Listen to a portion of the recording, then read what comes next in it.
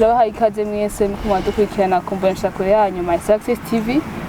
Turi kumwe n'umushitsi twakumwakire yidondore avugwa ariwe. Karibu cyane. Nitwa Ndahimbaze Prince Ezekiel, mugabo benshi banzi ku izina rya Prince Mushindi. Ndi umuririmbyi nkoresha umudiho wa rap canke hip hop. Hama ndakijijwe sinkorera Imana biciye muri uwo mudiho. Yego murakoze. Mbega Prince Mushindi kubera iki tuzi ko twari zikenda yihimbaze? Izina Prince ufite harimo amazina abiri vuga ati atari abavyeyi bampaye ariho Prince akaba na Mushindi. Prince ufite ni kubera verset biblique narivanye muri Bibiliya ivuga ati nous sommes turi abami n'abaherezi mu gifaransa bavuga ati nous sommes des princes. Donc I mean niyo identité yanje nico ndien. And then Mushindi ni selon verset biblique iri muri Romains 8:37 ivuga ati muri ivyo bintu byose nous sommes plus que vainqueurs. Mu Giswahili ni Mushindi. Yego murakoze. Tashaka kubabaza ni ryari mwakijijwe, ni ryari mwakiri nka Yesu n'umukiza mu byo bwahindutse? Avant yuko nkizwa numva kwanza ndabanza kuvuga before getting saved. Ndi umwana wa gatatu muri famille, hama papa wanje ni umupastor, nakuriye umuryango w'abantu bakijijwe. So bwa mbere nakuze nzi ibintu vy'Imana ko ni muri famille y'igipastori, ibintu vy'Imana baba bayivuga imisi yose. So nama nibaza ko ndabizi, nama nibaza ko ndi born again deja. Mugabo fait narinza ama information nahora numva ibintu by'agakiza. Mugabo ni muri 2009 niho naje kugira rencontre personnelle n'uwo muntu yitwa Yesu, nafashe iyo engagement. Muri iyo nzira gukizwa watahuye gute kutarakizwa, watahuye gute kutarakirwa Yesu n'umukiza? Iyo ngingo wayifashe gute, wabitumwe n'iki? Nabayeho ubuzima mvuga ati nama ndondera ikintu muri jewe, ikintu kwitumva satisfaction canke kwiyintegra muri societe. Nakuze mfise numva ntakiriwe muri societe kwa. So igice sinama trying ugira ikintu ugira click ndimwo banyakire abajuma banyakire, mugabo namasanga ndiko ndaruha canke nkamasanga ndiko ndabahejete kwa. En fait umuntu wese abakeneye somehow urukundo. So urukundo umuntu ashobora kuguha hariho rurafise limite, rurafise naho rudashobora gushikira. So I tried gufrequenta abagenzi comme je narakunda rap, nakunda hip hop. So nama nifuza umengo mbe accepted like a rapper, nk'umuraperi. Mugo kacu usanga ugira mbe accepted nk'umuraperi bisaba ko vya bintu byo nakuze muri famille biti by'abakizwa ndabita. Muri iyo nzira gukizwa watahuye gute kutarakizwa, watahuye gute kutarakirwa Yesu n'umukiza? Iyo ngingo wayifashe gute, wabitumwe n'iki? En fait nakuze je nkunda umuziki, nkunda rap, nkunda hip hop. Sinabona abakizwa bose nashobora kubona abantu bose bakijijwe, nta muntu numwe nabona frequent uwo muziki, nta muntu numwe yarafise yambara nkuko je naba nifuza kwambara. So nama nuvumengo ibintu by'abakizwa birabishe, sinshobora kubijamwo. Nama nuvumengo ni ibintu by'ababono vraiment. So hama nsanga ngiye kurondera izindi click za outside aho bampermeta vuga ati gukoresha gift yanje ya rap. Na niyo natangiye kuririmba muri groupe ya Secure yitwa watu wa chini. And then comme vuga ati muri environnement twarimo y'umuziki kugira ube accepted nk'umurapper hariho ibindi bintu byagusaba gukora, donc kumurumogi gufrequenta abakobwa. En fait wamengo nivyo biguha etiquette yo mu rapper quoi. And then kwishuri na niga kuri Centre d'Âme de Rohero, kwishuri na ndonka échec muri education. Hama muhira baca baba oblige kundungika kwiga ruguru. So ngiye kwiga ruguru nashikiye ahantu hata muntu numwe tuzinanye. Nagiye kwiga muri gata muntu numwe tuzinanye. So naba nuvumengo wow, naho ndashitse ahantu ho gusambuka vraiment, aho nkora ibintu ukunda byumva uko nshaka.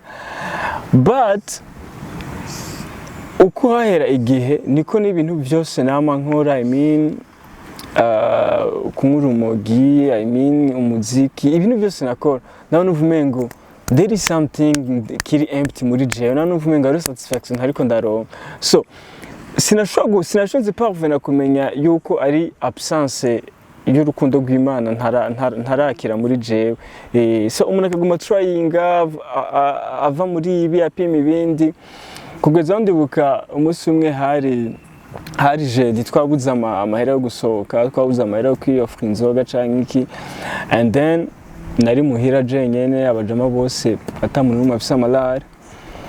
Ndavuga ati man ndazi ariyo eglise yari mu rugo yitwa Eglise Vivante, so pasteur nari ndamuzi kuva nkiri muto, narabona kuri televiziyo, so n'abantu bavuga ngo ijya Eglise Vivante ni pasteur, ndavuga ati uwo munsi ko nabuze yonja reka nje kuvizitayo. And then ndagenda ngezeyo umupredikateur yigisha ibintu, yigisha kuba umusore afise intumbero. Franchement ibintu yigishije nta hantu namwe byasa bihure n'ivyagakiza. Yariko yigisha umuntu asanzwe akijijwe. Mugabo jewe inside muri je narumva umengo ivyo nariko arigisha sindayifise ko access, kuko narumva umengo avant yuko ivyo ndabigira ko access ifoko kwanza ko nizera simwami n'umukiza. And then après kirite ntibanaduhamagaye ngo agira abantu baza kwakira Yesu wapi. Je naciye nahamuhira buke ko nakurize mu muryango nama ndayibona ingene batuza abantu, ingene abantu bakira Yesu. Ndagenda muri chambre yanje ndamubwira Yesu ko kuva uyu munsi shaka kugira engagement nawe, ko kuva uyu munsi nemeye ko agira uburenganzira bwa mbere mu buzima bwanje. Nubuhe butandukane wabonye igihe wari wibaza ko ukijijwe n'igihe urukundo rw'Imana rwagufata? Hari ubutandukane ubuhe? Ijambo ry'Imana rusanzwe rizi, wari ukuriye umuryango ukijijwe, ni kihe kintu cagutumye ubona ko nturakira umwamizi? En fait ni verset biblique iraho nivuga ati ngo mpwemu yera ngo azoza abaconvaincre ivyica kuko batamwizeye. En fait Imana igukeneye iramenya ingene iguconvaincre, irabikwemeza yuko really you're not saved, kuko iyo engagement ntayo nagize. Abavyeyi barakijijwe kivyabo, mugabo jewe sinari bwagire iyo relation personnelle. So naruvuga umengo muri jewe umuntu yitwa Yesu duhuye quelque part iyo nyihakana ntanzi. So naruvuga ngo umutipe ndaza makuru iyo mugabo je nawe nta engagement direct twagiranye. So maze kugira mvuga ati iyo engagement ikintu ca mvuga ati ari ibintu bibiri byabaye mu buzima bwanje nama nibuka cyane. Afite nuko ica mbere haje ikintu cyo satisfaction, kumva umengo wow now ndi full, nta kintu na kimwe mbuze, ndi bien. En fait samahera ari ajouté kuyo nari mfise, si célébrité ari ajouté, anduva umengo now ndi umuntu akwiye. I'm loved n'umuntu ankunda urukundo rudashira, atanyoblige ingene nambara, atanyoblige ingene mvuga. Ikindi cya kabiri nuko yaproduije muri jewe confidence yo kumva umengo nawe ndashaka kuronka imbere y'Imana, nkavuga ati ivye wowe uri papa wanje. Mbega mu muryango wawe harabayeho changement kuva umenyeye mwami Yesu n'umukiza, kuva ufashe ingingo? Ni cahe ikintu cahindutse cakoretse mu buzima bwawe apa kuba umva uri satisfait kuntu wari usanzwe umeze, ko wari ugendana n'abantu, byo usanzwe ukora warahindutse, byarakugoye? Ibyo waciyemo ni en fait nibaza ko abantu benshi bafise ikibazo kitari cyo cyo gukizwa. En fait benshi baza ko ubwo nyene ukijijwe ivyaha byose wahora ukora bica ushagarika kubikora, intege nke wari ufise zihera, nimba warakunda inzoga kubwo nyene inyota icihera. Hari igihe biba vraiment mugabo c'est pas igihe cyose. Hari igihe bisaba procédure, hari igihe birayitwa yo gukura. So je maze kuvuka ubwa kabiri, maze gukizwa. Mbega hagati aho uvutse ubwa kabiri waratijwe mu mazi menshi? Ego je narabatize amazi menshi. Watijwe utarakira umwami, donc ukiri mu muryango wawe cyangwa watijwe après ko ufashe iyo ngingo? Oya, nabatijwe maze gufata ingingo kwakira Yesu. Ego so maze kuvuga ubwa kabiri deja muhira hariho changement yaciye haba direct, kuko urabizi ufite ari gihe umuvyeyi ahora gusaba kuba umwana mwiza, alors que nawe ubwawe ntushobora kwibera umwana mwiza ubwawe wenyene. So iyo ariko arabigusaba kubiha abandi muvukana ntabyo bufise ubaha. So mugabo cette fois-ci Imana ari maze guproduza muri jewe urukundo na satisfaction, kubwo n'abantu mvumengo umuntu wese ari muri bezo ahubwo umengo azi wanje ndamugo rukundo nawe nuvume ngo se impindutse vase itanga urukundo rw'Imana. So ivyo rero bica vyimanifesta mu madomine yose yo mu buzima. Hariho obedience ugira, hariyo respect ugira ku bavyeyi, kuba muvukana, façon batreta, and then ucabirealiza vyavuye mu peti wacu yakijijwe. Maze guhinduka wari ufise abagenzi tuzo mugendana musangira inzoga, musangira urumogi, bakwakiriye gute, wababwiye gute ko wahindutse? Nibaza ko fait igihe nakizwa cyangwa igihe nagira engagement n'uwo muntu witwa Yesu, kugira navuze kimwe mu bintu yaproduce muri jewe satisfaction hamwe na confidence.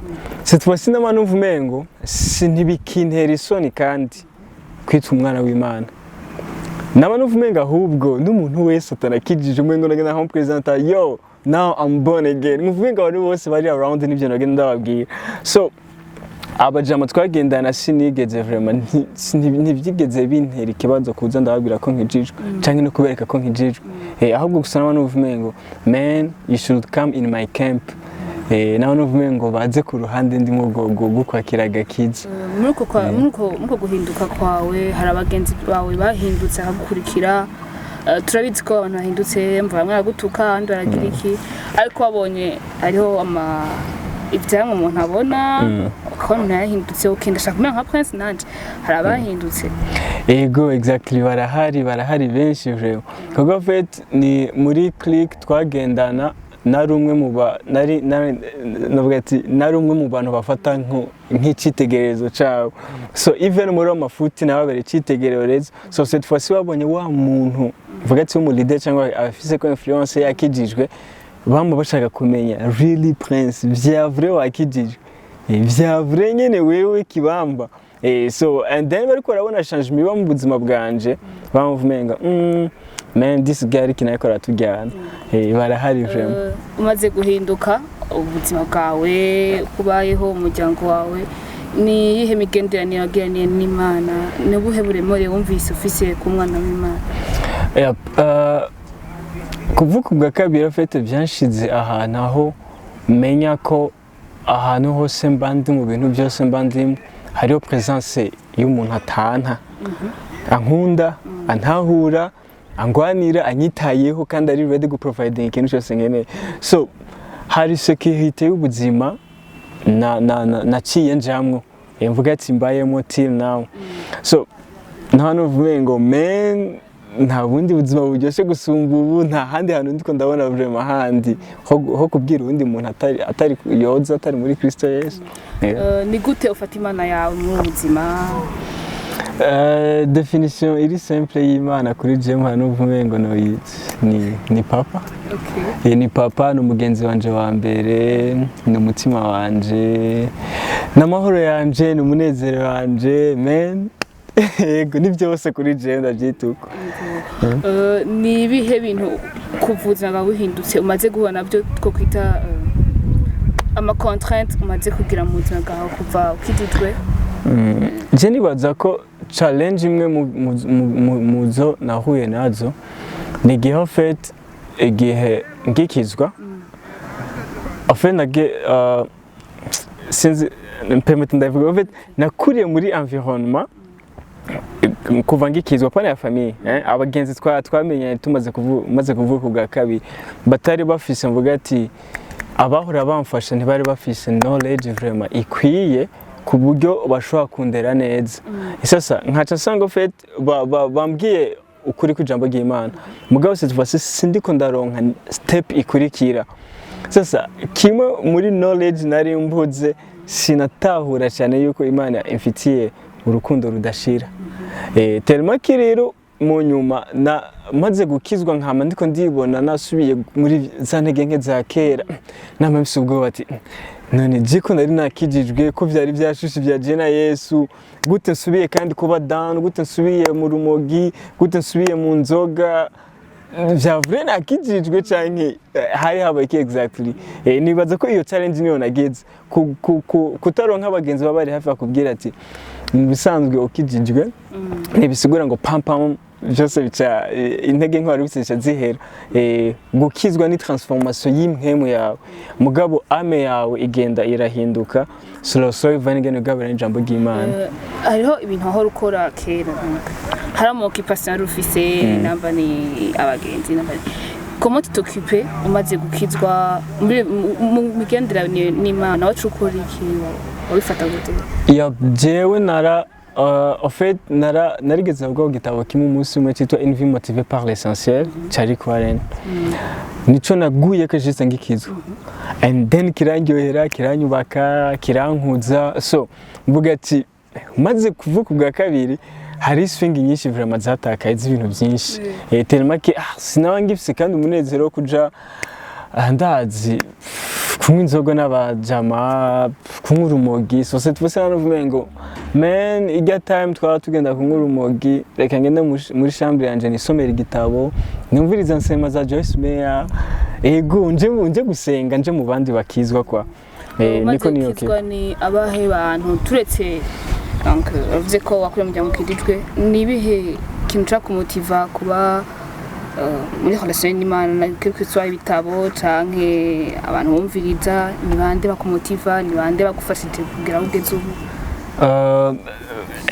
franchement ni benshi obeti ni benshi bivana n'ama domaine bivana n'ama domaine atandukanye vraiment certains domaines bon umwe mu bahari vuga ati kugeza ubu ni pasteur wanje pasteur Dieudonné Nahimana hama abajama banje ba Bigi abo ibitabo nkunda gusoma byaba Emmanuel Makandiwa, Rick Warren, Joseph Prince ego abantu nkabo cyane vraiment okay wamutwe kufise parofite passant rap kuba umuntu byarakoroheye kwinjira muri uwo mudiho kote gospel ntamenyereye byarakoroheye wari yakiriye ngo ntivyanyoroheye vraiment ntivyanyoroheye kuko fait nakije muri 2009 mugabo 2009 yose na 2010 yari nzihera nzi ko ntazosubira kandi kuririmba rap kuko fait si nta murapper mu gospel nari bwabone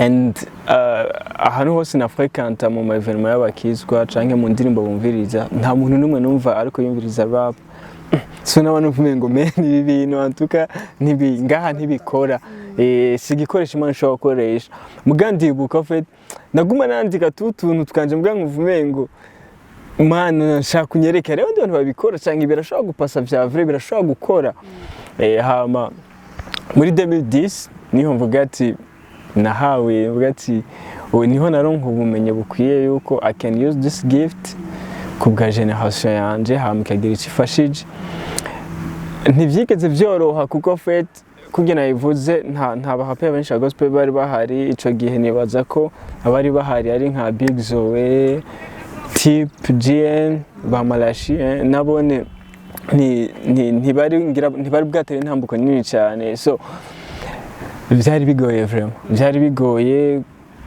mugabo by God grace ubu narabonye byarakunze tukuzi nk'umu rappeur mu buzima Kristo gutuje la popularité yawe na relation n'Imana ubifata ubijabo jewe popularité cyangwa célébrité ndayiconsidera nk'igikoresho en fait namanda kibona nk'igikoresho Imana yampaye kugira ngo nshobore gushikira abantu niko namanda yibona sumba n'uvume ngo iki kintu ni cy'Imana ni Imana yantije so kandi niwe ndagikorera je suis célèbre pour lui et that means menje ndabayeho gusa uko ndavyumva hama byose nkihasiha gusa yuko biriko bihesha Imana icubahiro kandi biriko birafasha na generation ndimo ego Prince muri ibyo rap Prince munakijijwe nibihe bintu uzi umaze kumenya abantu bavuga kuri Prince mbwa bitari wowe ukuri wewe Prince ukuri nibaza ko icambere nibaza ko kikunda gushikira abaririmbyi benshi nuko fait kenshi iyo umuntu mudakominika byama byoroshe ko yubaka ikindi kintu bivanye n'abandi baririmbyi yabonye nkubona mandaba kenshi tuyo turavugana n'umuntu ubwamba bavuga ati men narinzi kugara narinzi ko wishima men cyangwa abandi bya uri seriye n'Imana uko afite abantu ashobora kuba akubona uzavuga ati that guy gusa ni umuraperi mwiza arafise gift yo kurapa mugabo ugasanga muri ko murayaga genda nakubwira yuko mu buzima bwanjye ikintu cya mbere nkunda si rap ikintu cya mbere nkunda ni Imana so nibaza ko ari rwo ruhande kenshi abantu baba batanzi ko benshi ntibamenya ko ntari igihe batamenya ko nkunda Imana gusoma ingene nkunda rap Bega Prince ni umuraperi gusa cyangwa afite ukundi kuntu abanye n'Imana akote ko umuraperi jewe avant ko mbu umuraperi ndi umwana w'Imana ndi umurundi hama kandi ibintu vya mbere nkunda mu buzima hapi ikintu cya mbere no gupartager ijambo ry'Imana nicyo kintu cya mbere nkunda n'ubuhe buryo ukoresha mu gupartager ijambo ry'Imana ubumwe n'ubu kwicara n'umuntu mukayaga canke gupartager muri selile muri ma groupe biblique ahantu hari abajene mu ma event atandukanye ndakunda kwigisha ijambo ry'Imana ibati dasa ni twaze Prince arubatse Prince n'umusore Prince afise uko bitegura ego uwo tubitegura ndamufise oposta ryari mariage yawe mbakugeze ubu vraiment ntibiratora umurongo neza sindamenya ryari vraiment Prince mushinda akora iki muri temps libre mu mata libre yanje ndumviriza amasema cyane ndakunda gusoma ibitabo cyane hama ndasohoka ndakunda kuyagara abajama ndaraba amafilme ndakunda kuba ndi jenyene umuntu ashatse kudekriva Prince uyu munsi ijambo rimwe ushaka kudekrivamo Prince ni nibaza ko nanjye ntararitora vraiment en fait nibaza ko nanjye ndi munini ku buryo sinokwiheza vraiment sinokwiheza rero mba numva umengo umuntu wese arandeka selon uko aho ageza kumenya yego nanjye sindiheza kwimenya ndacabikorerako turiko turarangiza ni ikihe kintu inspiration ushobora gutanga ku mujene kugira ngo generation y'ubu abajene ntibabeho bwa buzima wabayeho uzi ko ukijijwe udakijijwe mugabo bafata umurongo mwiza kimwe no kumenya yuko fete umuntu ashobora kwiruka umuntu ashobora kwesera ibintu byinshi byose mu buzima mugabo sinomubuza kuvyesera mugano vume ngo nomupropose kuvyesera avec Jésus yakire Yesu arabe ko bijya bintu abibandanya en fait je nizera ko Yesu araryoshe cyane tellement que n'ibintu byose bindi bisigaye ni babishira ku murongo hama ikindi no kubwira abasanzwe bakijijwe nabone bakoresha gift zabo hari generation iri y'abatoyi bacu bari hajya bakora bumviriza imiziki iri negative imiziki en fait ubu havugwa sex money drug nizo bakora bumviriza so mba nuvume ngo uri umunyamuziki nawe haguruka use your gift kugira ufeeding abatoyi wagaburira ikindi kintu kiri positive hama icya gatatu no kubagira abajene nyene uko even gahe Bujumbura birakunda hariho esperance y'ubuzima vraiment je sinizera ko bisaba ko abajene bose bagenda hanze kugira babeho neza jewe sindota mva mu Burundi vraiment je ndi giti gitewe ngaha umugabo kizokwama mu babi ashika hanze no mu bindi bihugu yego tubashimire ko mwatwitavye mwakoze cyane Jessica undi munsi ngango tutwita Jeff Mandigad tubashimire ngo samwa dukurikirana ku kwibonesha kure yanyu My Success TV